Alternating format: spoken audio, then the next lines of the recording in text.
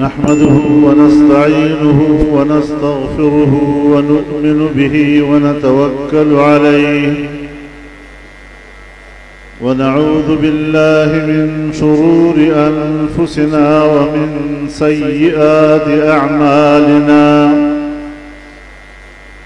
من يهده الله فلا مضل له ومن يضلله فلا هادي له ونشهد أن لا إله إلا الله وحده لا شريك له ونشهد أن سيدنا وسندنا ومولانا محمدا عبده ورسوله أرسله بالحق بشيرا ونذيرا وداعيا إلى الله بإذنه وسراجا منيرا صلى الله تعالى على خير خلقه محمد وعلى آله وصحبه وبارك وسلم تسليما كثيرا كثيرا. أما بعد فأعوذ بالله من الشيطان الرجيم. بسم الله الرحمن الرحيم. وما محمد إلا رسول قد خلت من قبله الرسل أفإن مات أو قتل انقلبتم على أعقابكم ومن ينقلب على عقبيه فلن يضر الله شيئا وسيجزي الله الشاكرين.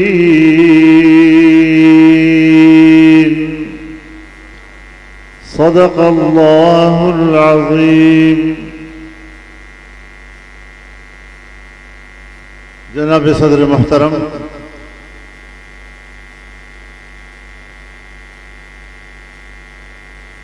ज़ैफ़ुन अल-मुकर्रम,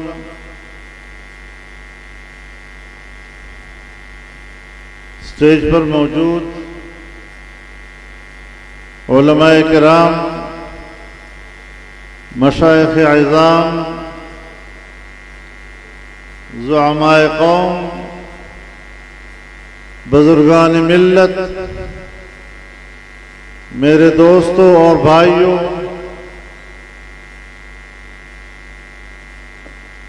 मैं कोई 2-3 दहाइयों से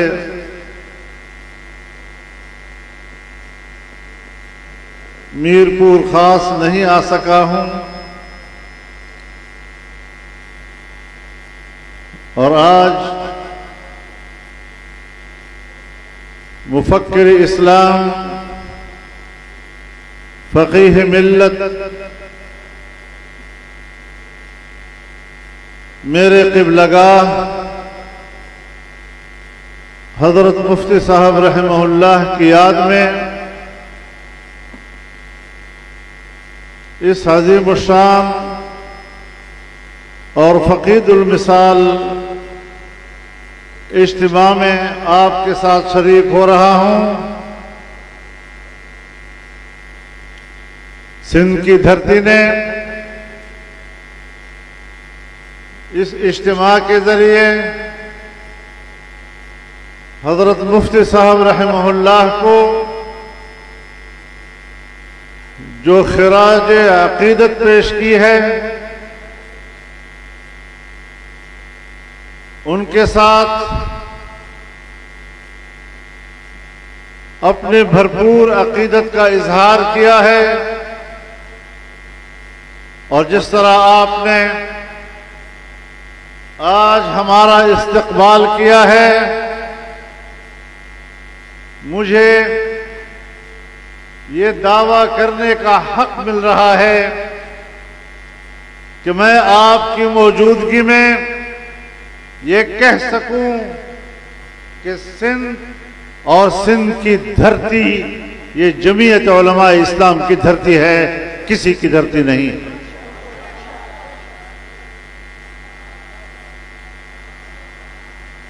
आपने आज हम पर जो एतमाद किया है, आपने तारीख के औराक पर जमीयत उलमा इस्लाम के साथ अपनी वाबस्तगी को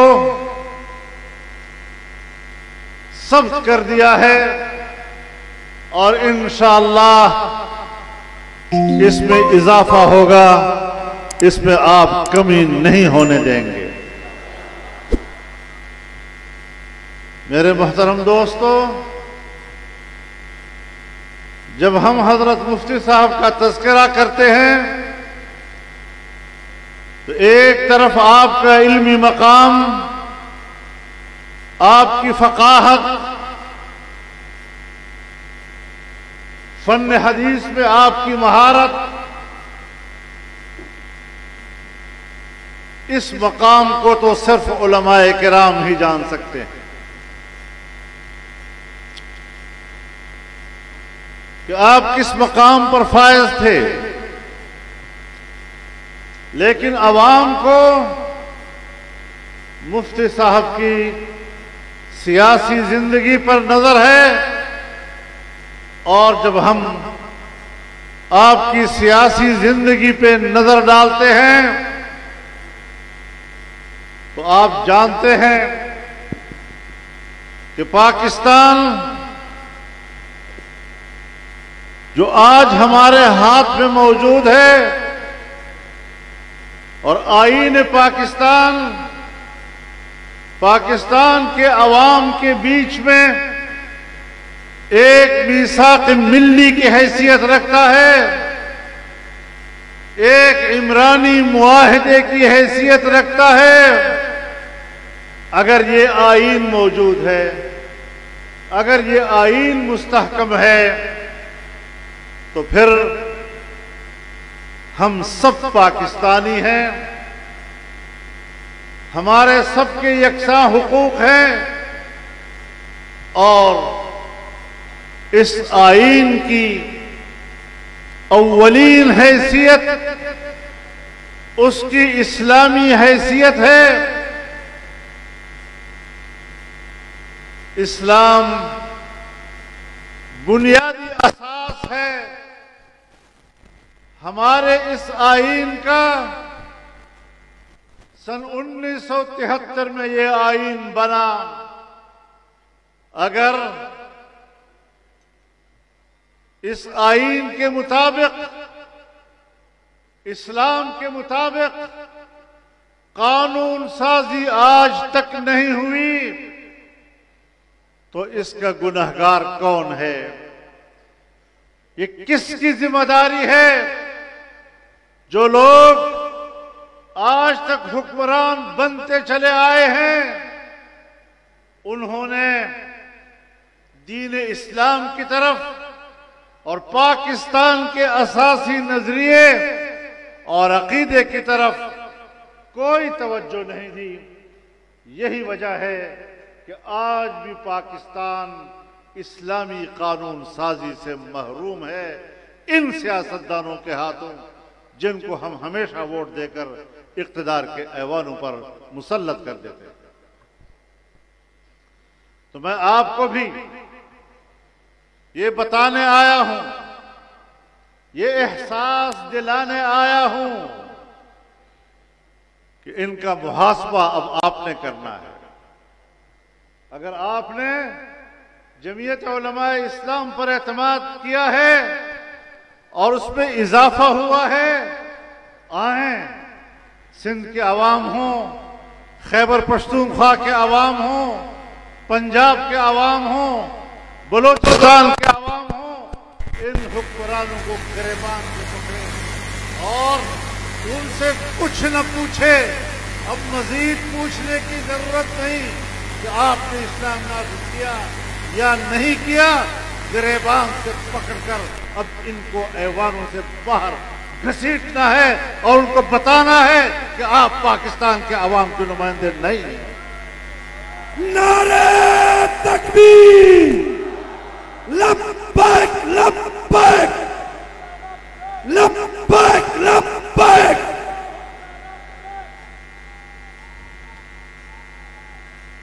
मेरे मोहतरम दोस्तों, इल्जाम उलमा पे लगाया जाता है कि उलमा इस्लाम पे मुत्तफिक नहीं होते।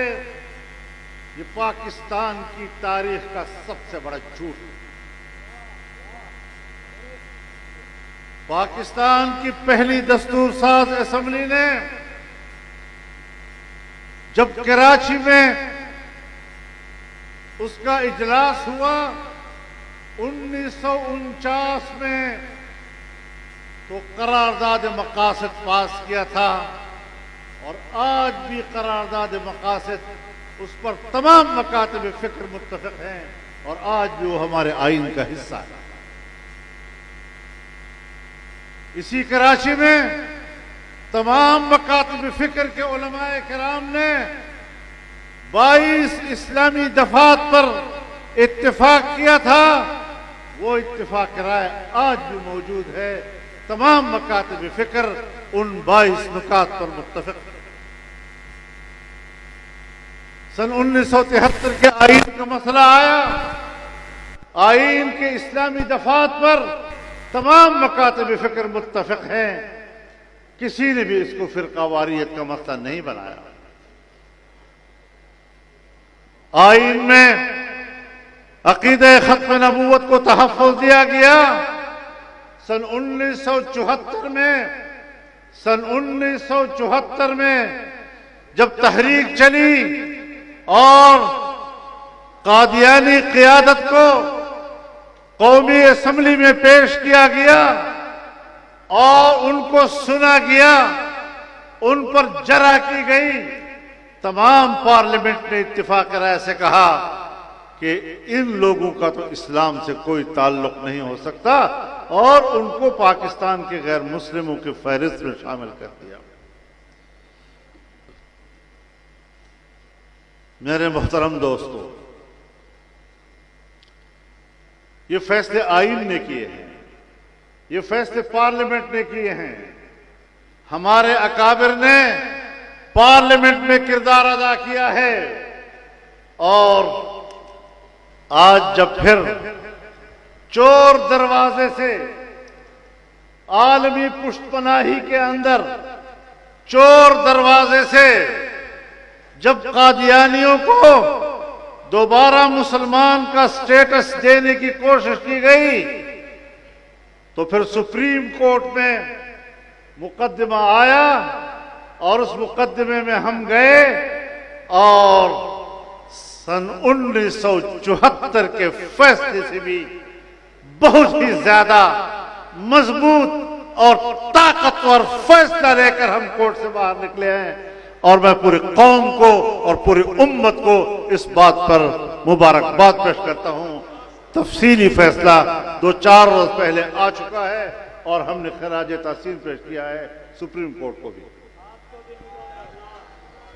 नारे तकबीर, जमीयत उलमा इस्लाम, कायदे जमीयत मौलाना फजलुर रहमान। मेरे मोहतरम दोस्तों, आज के दौर में खत्म नबूवत के महाज पर जो जंग हमने लड़ी, हमने अपने अकाबिर और बुजुर्गों की अरवाह को ये बता दिया कि आप अगर कब्रों में हैं, आपकी रूह आला इल्लियीन में है, आप खुश खुर्रम रहे। आपके मिशन को हमने छोड़ा नहीं है। हम कल भी वफादार थे, हम आज भी वफादार हैं और अकीदे खत्म नबूवत पर अगर कोई शबखून मारने की कोशिश करेगा तो फिर वो पाकिस्तान में जिंदा नहीं रह सकेगा। नारे तकबीर, गुस्ताखे रसूल की एक ही सजा, गुस्ताख की एक ही सजा। तुम्हारे अक्ल पर पर्दे पड़े हुए हैं। अमेरिका हो या यूरोप हो, आप कादियानियों को काफिर क्यों कहते हैं? कमबख्तो, इस सवाल से पहले कम से कम उनसे तो पूछ लो कि कादियानी एक छोटा सा टुकड़ा पूरी उम्मत मुस्लिमा को काफिर क्यों कह रहा है?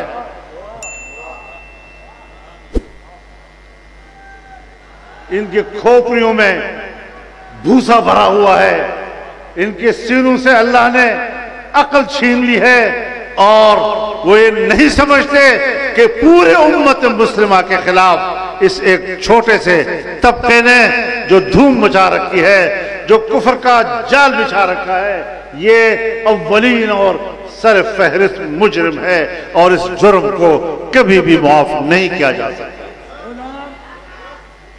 गुलाम है रसूल के, गुलाम है, गुलाम है, गुलाम है हुजूर जा गुलाम गालहन, गुलाम है, गुलाम है, गुलाम है, गुलाम है, गुलाम है, गुलाम है। मेरे मोहतरम दोस्तों, आज अल्लाह ताला बनाता है ना माहौल। ये असम्बलियां, आपकी सिंध में भी एक असम्बली है, जाली है, उधर हमारे यहां भी एक असम्बली है, जाली है, जाली है, इधर आपके पड़ोस में भी एक असम्बली है, जाली है, जाली है, जाली है। और हमारी एक कौमी असम्बली भी कहलाती है। सुनो, इलेक्शन में धांधली हो तो 1977 में उस धांधली के खिलाफ मुल्कगीर तहरीक चली थी और उस तहरीक की क़ियादत मौलाना मुफ्ती महमूद ने की थी। आज कोई हमारे साथ चले या न चले, अगर हमने 2018 के इलेक्शन को धांधली का इलेक्शन कहा था तो हमने आज भी सौदा नहीं किया। हम आज भी 2024 के इलेक्शन को उसी तरह धांधली का इलेक्शन कहते हैं। और अगर हमारे कायद ने धांधली के खिलाफ तहरीक चलाई थी तो हम उनको पैगाम देना चाहते हैं, उनकी रूह को पैगाम देना चाहते हैं कि आपकी जमात ने आज भी धांधली को तस्लीम नहीं किया है। कायद कदम बढ़ो, जवाब अचल गुर्जे हम तुम्हारे साथ हैं। कायद कदम बढ़ो, जेका गदिन हुए जवाब दो। कायद कदम बढ़ो, कायद कदम बढ़ो, कायद कदम बढ़ो। मेरे मोहतरम दोस्तों, अभी असेंबली में महीना भी शायद न हुआ हो, एक आईनी तरमीम लाई गई। मैंने उस हवाले से पार्लियामेंट में तकरीर भी की। मैंने तरमीम के लिए कुछ उसूल भी दिए। अगले दिन सारे मेरे घर आ बैठे, कहने लगे आप हमारे साथ आप हमें वोट दें। मैंने कहा किस चीज को वोट दूं? क्या वो जो आपने कल तकरीर की थी हम तो उसी बात करते हैं। तो मैंने कहा कुछ तफसील तो बताओ ना, तुमने लिखा क्या है? कानून का मसौदा कहां है? कानून का मसौदा उनके पास नहीं था और तरमीम ला रहे थे। ऐसी दुनिया आपने कहीं नहीं देखी होगी कि जिनके पास सिरे से मसौदा नहीं था, आखिर हमने दबाव डाला और फिर आधी रात में एक काली थैली के अंदर एक काला मसौदा हमारे पास पहुंच गया। और जब हमने उसको लिफाफे से निकाला, उसका मुताला किया, तो वो आईन को भी तबाह कर रहा था, तो आपके इंसानी हुकूक का खात्मा कर रहा था। पाकिस्तान के अवाम के बुनियादी हुकूक की उसमें नफी हो रही थी, उसमें अदालतों की तबाही थी, उसमें फौज की तबाही थी, उसमें इंसाफ की तबाही थी, उसमें अवाम की तबाही थी। और अगले रोज हमने बड़ी सराहत के साथ कहा कि हम इस पूरे मसौदे को डंके की चोट मुस्तरद करते हैं और हम इसको वोट नहीं देंगे, पास करके दिखाओ। अल्हम्दुलिल्लाह वो पास नहीं कर सके। हम असेंबलियों में इसलिए नहीं आए, कल एस्टेब्लिशमेंट ने इलेक्शन में धांधली की, फिर कहते हैं जी आप हम पर इल्जाम न लगाएं, हमने तो कोई धांधली नहीं की। मैंने कहा मैंने भी इस सियासत में काली दाढ़ी के साथ दाखिल हुआ था और आज पूरी दाढ़ी सफेद हो गई। ये सारे तमाशे हमेशा मेरे सामने से होते रहते हैं, आपके बगैर दूसरा कोई धांधली कर ही नहीं सकता। ललकार है, ललकार है, ललकार है, ललकार है, ललकार है, ललकार है। इसकी महारत सिर्फ आपके पास है। आज इस तरह की कठपुतली असेंबलियों से तुम अपने मफादात के तरामीम हासिल करते हो, तुम मेरा आईन बिगाड़ते हो, तुम इस कौम की वहदत की अलामत को खत्म करते हो, तुम पाकिस्तान की वहदत की अलामत को खत्म कर रहे हो। हम पाकिस्तान की वहदत की इस अलामत का तहफ़्फ़ुज़ करना जानते हैं और इंशाअल्लाह तहफ़्फ़ुज़ करेंगे। और आज के जलसे से थोड़ा मेरे साथ हाथ उठाकर अल्लाह को हाजिर नाज़िर जानकर अहद व पैमान करें कि अगर मेरे आईन के साथ तुमने खिलवाड़ किया, मेरे इस्लाम के साथ तुमने खिलवाड़ किया, तो ये आवाम इस मैदान में नहीं बैठेगी, वो सड़कों पर निकलकर तुम्हें ऐवानों से घसीट कर बाहर लाए। लब्बैक लब्बैक, खुदा की कसम मजा नहीं है। लब्बैक लब्बैक, लब्बैक लब्बैक, लब्बैक लब्बैक, लब्बैक लब्बैक।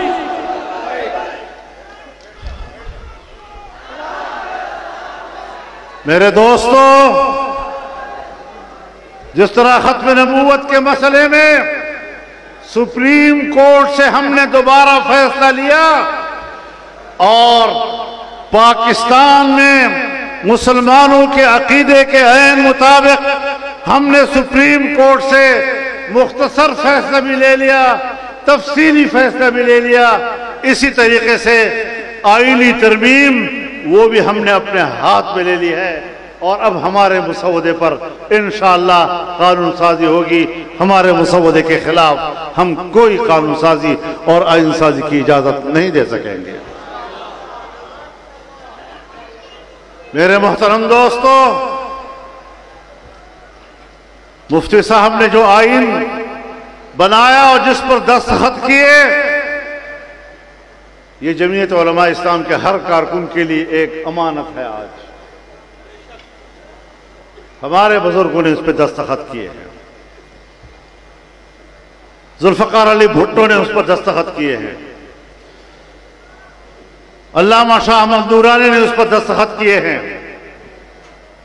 प्रोफेसर गफूर अहमद ने उस पर दस्तखत किए हैं, खान अब्दुल वली खान ने उस पर दस्तखत किए हैं, गौस बख्श बजुंजो ने उस पर दस्तखत किए हैं। पूरे पाकिस्तान की चोटी की क़यादत उसने इस आईन को मुत्तफ़क़ा पास किया था। तो फिर हमारे लिए तो अमानत हुई ना।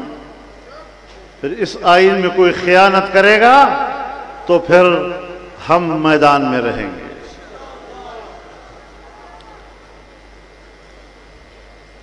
उसके बाद इस आईन की बुनियाद जमहूरियत पे रखी गई कि पाकिस्तान में आमरीयत नहीं होगी और इक़्तिदार पर वही लोग बैठेंगे जिसको अवाम वोट देंगे। हम आज भी उस उसूल पे कायम हैं और अगर कोई वोट में चोरी करता है, बक्से तब्दील करता है, लोग वोट किसी और को डालते हैं, नतीजा किसी और के हक में निकलता है, तो फिर ऐसी चोरी की भी हम इजाजत नहीं दे सकते। ऐसी नामनिहाद असेंबलियां हमें नहीं चाहिए। और अगर तुमने आइंदा के लिए फिर ये सोचा कि जमीयत उलमा इस्लाम को बाहर रखना है, तो फिर हम तो आज भी तैयार हैं, और बाहर लड़ने के लिए हम तैयार बैठे हुए हैं। नारे तकबीर, ऐवान नहीं, बोलो मैदान, ऐवान नहीं, ऐवान नहीं। फिर इंशाअल्लाह मैदान में लड़ेंगे या नहीं? इस मुल्क के अकीदे के लिए लड़ेंगे, इस मुल्क के इंसाफ के लिए लड़ेंगे, इस मुल्क के अवाम के हक के लिए लड़ेंगे, उनके वोट के हक के लिए लड़ेंगे। और फिर हमें इस मुल्क में एक पार्लिमानी तर्ज हुकूमत दी गई। मुल्क का चीफ एग्जीक्यूटिव वो वजीर आजम होगा। लेकिन अब ताज्जुब की बात यह है, यकीन जानिए मेरे भाइयों, मुझे शर्म आई उस वक्त जब मैं किसी एक फोरम पे बैठा हुआ था और मुझसे पूछा गया कि पाकिस्तान में हुकूमत किसकी है। ला हौला वला कुव्वता इल्ला बिल्लाह। भाई शहबाज शरीफ साहब वज़ीर आज़म हैं, उसके बावजूद मुझसे पूछा जाता है कि पाकिस्तान में हुकूमत किसकी है। कुछ ताज्जुब हुआ या नहीं आप लोगों को?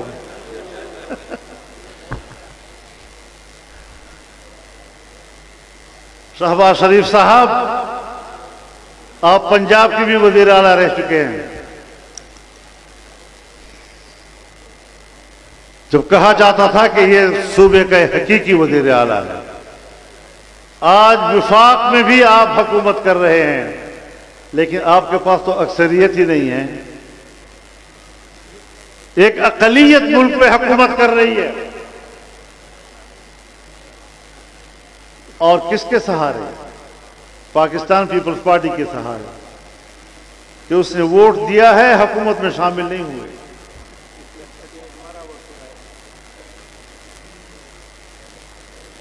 और ये सारे हमारा वोट चुरा कर हुकूमतें कर रहे हैं।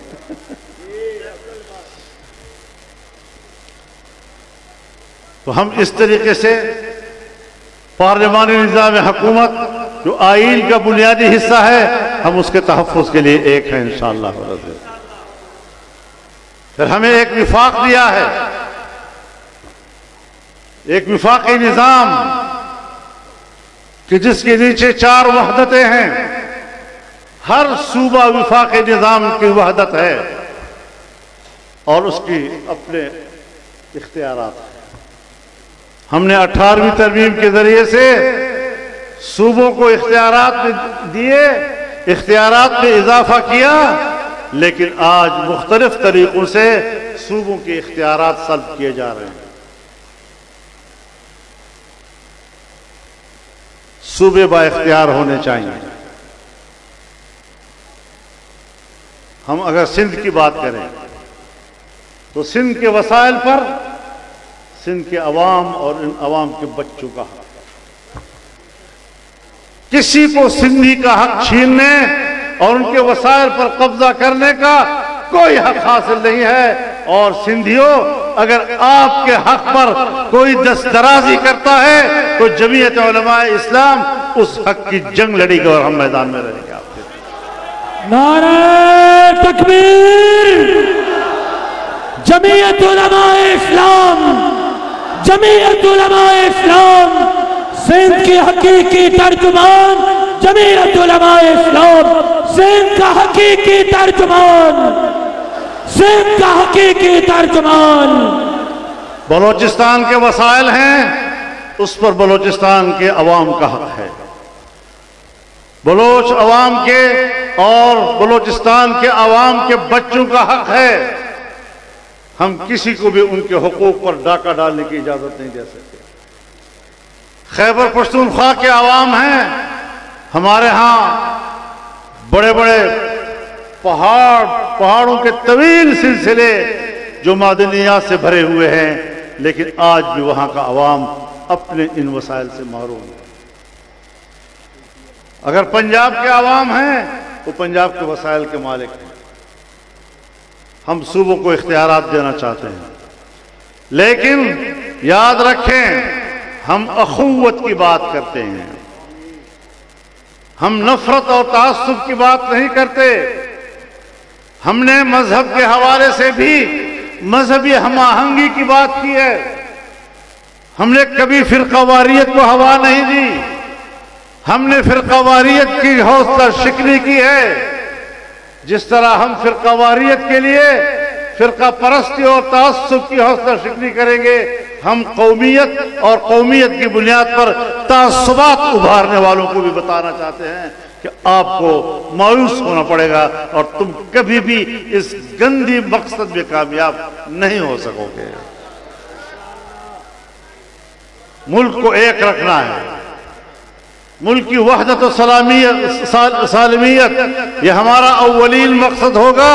हम हुकूक की जंग लड़ेंगे और मुल्क के अंदर लड़ेंगे, मुल्क की वहदत के साथ लड़ेंगे। जब हुकूक का मसला आता है तो कुछ लोग फफूंदे किस्म के उठाते हैं और कहते हैं हम पाकिस्तान में नहीं रहना चाहते, हम मुल्क को तोड़ना चाहते हैं, हम अपने लोगों के लिए अपना मुल्क हासिल करना चाहते हैं। याद रखो, नई जुग्राफियाई तकसीम, मुल्कों को तोड़ना, नए छोटे ममालिक पैदा करना, ये 9/11 के बाद बैनुल-अक़वामी सतह पर अमेरिका का एजेंडा है। ये कभी हमारे अपने लोगों का एजेंडा नहीं हो सकता। वो कभी इंसानी हुकूक के नाम पर फौजें भेज देते हैं। आज फिलिस्तीन का मसला है, फिलिस्तीन की बात मुफक्किर इस्लाम ने हमें बताई। मुझे याद है हम छोटे थे, सन 1967 के ज़माने में जब जंग हो रही थी तो मुल्तान में हमारे दफ्तर के अंदर नौजवान इकट्ठे होते थे और इसराइल के खिलाफ लड़ने और फिलिस्तीनियों के शाना बशाना जाने के लिए फौजी तरबियत हासिल कर रहे थे। हमें ये नजरियात वरासत में मिले। मैंने उस दिन जब प्रेसिडेंसी में फिलिस्तीन के मसले पर और फिलिस्तीनियों से यकजहती के लिए इजलास हो रहा था, मुझे भी बुलाया गया। हम गए और हमने कहा कि हम फिलिस्तीनियों के साथ यकजहती के लिए तैयार हैं। मैंने वहां भी उनसे कहा कि याद रखो, इसराइल का वजूद ये बरतानवी हुक्मरानों की साजिश थी और जिसको हतमी शक्ल 1917 में दी गई। और जब फिलिस्तीनियों के सरजमीन पर यहूदियों ने, सहयूनियों ने जमीनें खरीदना शुरू की और वहां पर अपनी बस्तियां बनाने की कोशिश की, तो आओ ऐलान पाकिस्तान 1940 का करारदाद पाकिस्तान, उसमें भी फिलिस्तीनी सरजमीन पर यहूदी बस्तियां कायम करने की मुखालफत की गई है और फिलिस्तीनियों के शाना बशाना खड़े होने की करारदाद है उस पर। जब पाकिस्तान बना 1947 में और सन 1948 में इसराइल बना, तो बानी पाकिस्तान ने उस वक्त कहा था ये एक नाजायज बच्चा है। और फिर ये भी देखें कि हमने 40 की करारदाद में भी उनका जिक्र किया है और जब मुल्क वजूद में आया तो उसको भी हमारे कायदे आजम ने एक नाजायज बच्चा करार दिया और इसराइल के पहले सदर ने अपनी खारजा पॉलिसी देते हुए कहा था कि हमारी खारजा पॉलिसी की बुनियाद कुर्रे अर्ज के नक्शे पर एक नौजायदा मुल्क का खात्मा है, एक इस्लामी मुल्क और पाकिस्तान। तो रोज़े अव्वल से हमारे ख्यालात उनके बारे में क्या है और उनके ख्यालात हमारे बारे में क्या है। उन्होंने तो अपना ख्याल तब्दील नहीं किया, लेकिन हम अपना ख्याल क्यों तब्दील कर रहे हैं? अपने अकाबिरीन की नफी कर रहे हैं।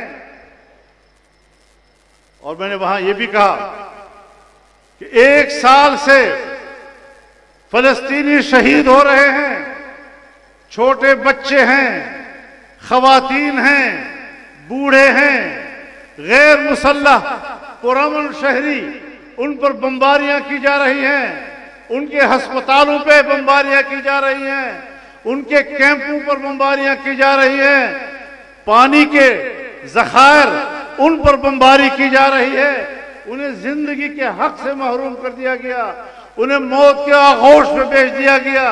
1 साल से हम अपने इन भाइयों की कोई मदद नहीं कर सके। मैंने कहा सुन लो हुक्मरानों, ये गफलत एक जुर्म है और तुम उसके मुजरिम हो, सियासी लिहाज से भी और शरई लिहाज से भी तुम इसके मुजरिम। अब देखते हैं क्या सूरत हाल बनती है। लेकिन जमीयत उलमा इस्लाम आज भी फिलिस्तीनियों के खाना बसाना है। और पिछले साल मुझे याद है जब 7 अक्टूबर को जंग छिड़ी तो 14 अक्टूबर को पेशावर में मुफ्ती महमूद कॉन्फ्रेंस हो रही थी और हमने मुफ्ती महमूद कॉन्फ्रेंस से उसका नाम तूफान अक्सा कॉन्फ्रेंस रख दिया। और उस वक्त भी डॉक्टर नाजी साहब उसमें शरीक हुए और नारे तकबीर के साथ भरपूर खिताब फरमाया। कोयटा के जलसे में शरीक हुए, कराची के मिलियन मार्च में शरीक हुए और आज साल के बाद भी हम एक दूसरे के साथ बैठे हुए। चंद रोज पहले कराची में बड़ा जलसा था, वहां भी हम इकट्ठे थे। लेकिन वहां तक पहुंचना, बराह रास्त उनकी जिहाद में शरीक होना, उनके लिए इस्लामी दुनिया के हुक्मरान रुकावट। हमारा फर्ज है कि हम उनकी सियासी हिमायत भी करें, उनका माली ताउन भी करें और उनके हक में हमेशा आवाज बुलंद करें। अगर आवाज ही खामोश हो गई तो फिर ये तो पूरी दुनिया पे चढ़ने के हाल देखते हैं। तो इंशाअल्लाह पाकिस्तान की सरजमीन से बैतुल मक़दस की आवाज बुलंद होगी, पाकिस्तान की सरजमीन से मस्जिद अक्सा की आवाज बुलंद होगी, पाकिस्तान की सरजमीन से फिलिस्तीन की आवाज बुलंद होगी और हमारे अंबिया की सरजमीन उस पर सबसे पहले हमारा।